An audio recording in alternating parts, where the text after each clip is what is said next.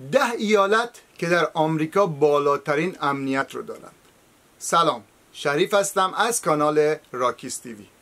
اخیراً با استفاده از داده‌های FBI 10 ایالت که از نظر وقوع جرم و جنایت از قبیل سرقت، تجاوز شدید، تجاوز جنسی، جرایم خشونت‌آمیز و دارایی در هر 100,000 نفر ساکن آمریکا امن‌ترین ایالت‌ها رو طبق نظرسنجی اعلام کردند که من هم آن را با شما به اشتراک خواهم گذاشت.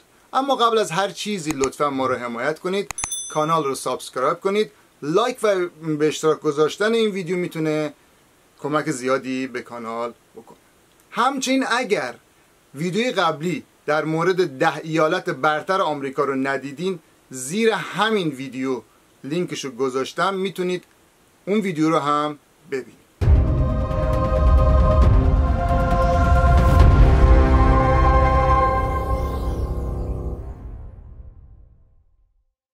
ایالت شماره 10، ایالت وایومینگ با جمعیت 584,057 نفر. این ایالت جمعیت زیادی نداره. شاید یکی از دلایلی که جرم و جنایت توش کمه به خاطر کمبود جمعیت. و اما برای جرم‌های خشن از هر 100,000 نفر فقط 234 ریسک وجود داره.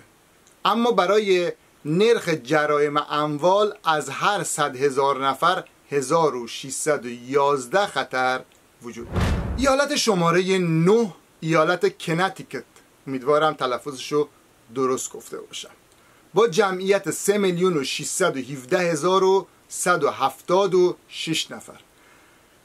برای جرم‌های خشن از هر 100,000 نفر فقط 182 ریسک وجود داره. اما برای نرخ جرایم اموال از هر 100,000 نفر 1565 خطر وجود دارد. ایالت شماره 8، ایالت ویرجینیا با جمعیت 8,715,698 نفر. برای جرم‌های خشن از هر 100,000 نفر فقط 209 ریسک وجود داره. اما برای نرخ جرایم اموال از هر 100,000 نفر 1456 خطر وجود دارد. ایالت شماره 7، ماساچوست با جمعیت 7,999,000 نفر. برای جرم‌های خشن از هر 100,000 نفر فقط 309 ریسک وجود داره. اما برای نرخ جرایم اموال از هر 100,000 نفر 1053 خطر وجود داره. ایالت شماره 6، رودایلند با جمعیت 1,095,962 نفر. برای جرم‌های خشن از هر 100,000 نفر فقط 231 ریسک وجود داره. اما برای نرخ جرایم اموال از هر 100,000 نفر 1254 خطر وجود داره. ایالت شماره 5، آیداهو.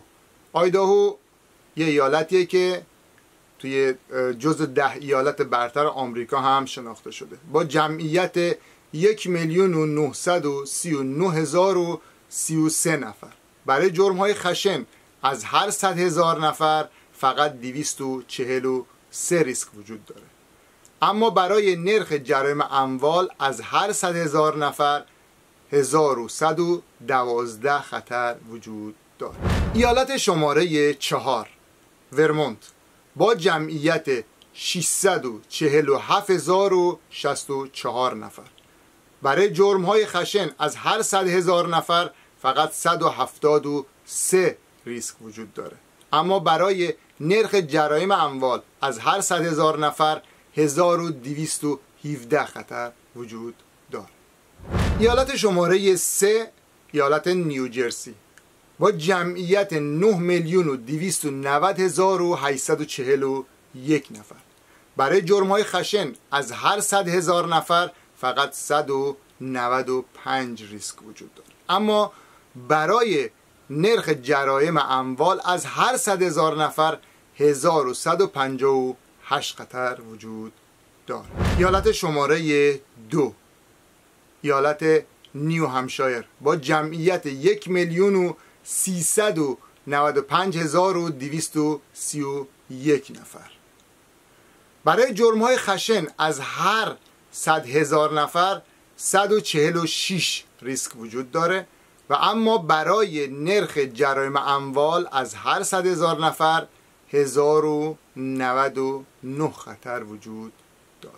و اما ایالت شماره 1 که بالاترین امنیت رو در آمریکا داره ایالت مین هستش با جمعیت 1,395,722 نفر.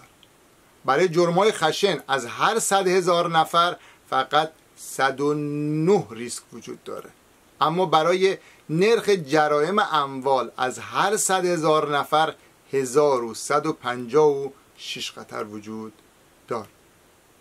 امیدوارم از این ویدیو خوشتون اومده باشه. ما رو حمایت کنید، لایک، سابسکرایب و به اشتراک گذاری میتونه خیلی ما رو خوشحال کنه. با ما همراه باشید. هر هفته یه ویدیو در مورد شرایط زندگی در آمریکا برای شما در این کانال خواهم گذاشت. شاد و موفق و سربلند باشید.